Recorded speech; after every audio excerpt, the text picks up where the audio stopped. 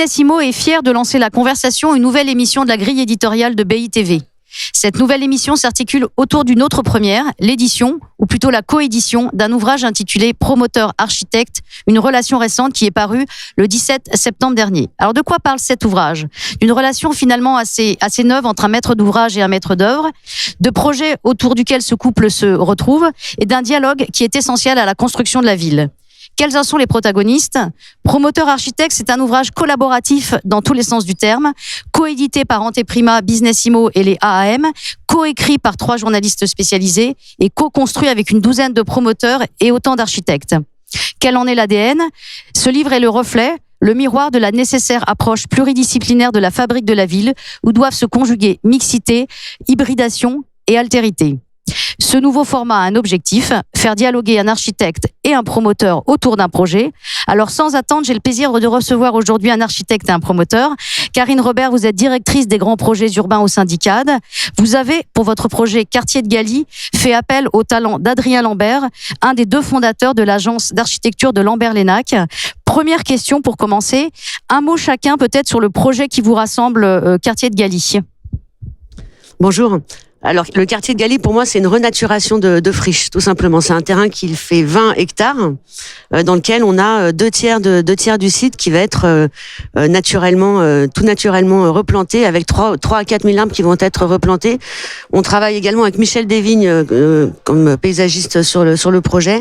Donc voilà, avant tout, c'est renaturation de friches, et c'est également une collaboration très étroite avec l'architecte urbaniste Adrien Lambert, l'agence Lambert-Lénac, et également la ville. En fait, c'est un trio et c'est une relation à 3. Adrien ?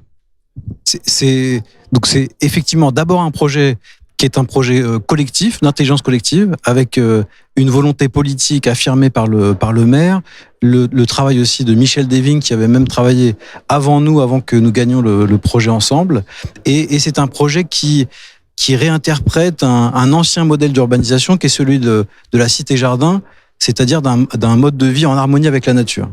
On réinterprète ce modèle et finalement il fait écho à l'actualité de la question écologique, de la renaturation, de la question du manque de la réduction de l'imperméabilisation, du développement de la nature, et puis de construction écologique.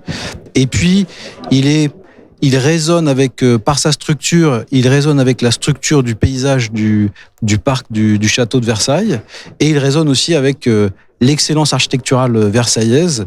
Et on a donc des architectes internationaux de grands talents dans notre équipe qui incarnent cette volonté d'excellence et cette ambition à travers le projet. Alors, à l'aune de ce projet, comment définiriez-vous, peut-être en 3 mots-clés, la relation complexe entre un architecte et un promoteur ? Alors, pour moi, c'est évidemment un partenariat. Donc, c'est dans la durée. Donc, parce qu'il faut aussi être garant d'un projet de cette nature dans la durée. Et puis, c'est aussi la transparence et donc la co-conception, être à l'écoute de l'un et de l'autre, tout simplement. Adrien ? En 3 mots, vous avez dit. Moi, je pense le premier mot, c'est sans doute la confiance entre nous, d'avoir une véritable relation de transparence, comme disait Karine. Le deuxième, c'est la complémentarité. Je dirais que nos rôles sont très différents et que rien n'arrive si on ne s'associe pas. Le fait que le promoteur ait une vision plus stratégique, plus opérationnelle, et que nous on accompagne sur un dessin ou une histoire qui ensuite va prendre forme dans cette relation. Et puis ensuite peut-être le dernier, c'est je dirais le dialogue, parce que parfois les intérêts sont contradictoires et que c'est en dialoguant qu'on arrive à les faire converger pour créer un projet commun. Alors justement, vous évoquez le mot de dialogue. Comment faire, une idée peut-être, pour rendre ce dialogue, cette relation plus équilibrée ? Encore une fois, peut-être encore de la transparence. Effectivement, c'est une complémentarité, tout à fait. C'est une complémentarité dans la durée, donc plus de transparence, être vraiment à l'écoute de ce que fait l'un et l'autre, et surtout, c'est aller dans le même sens, c'est-à-dire dans le sens de la réalisation du projet. S'il y a une idée, nous, on est défenseurs, disons, de l'engagement de l'architecte sur la durée pour que cette relation soit au fond complète pendant toute la durée du projet. Et donc, la question de la mission complète, de donner à l'architecte la mission complète du début à la fin, je pense est une bonne idée pour que cette relation soit équilibrée et que ce dialogue existe du début à la fin du projet. La mission complète, je pense que c'est sur ces mots-clés qu'on va terminer cet entretien. Merci beaucoup de votre présence et merci beaucoup de votre participation à cet ouvrage qui, j'espère, sera fondateur. Merci beaucoup.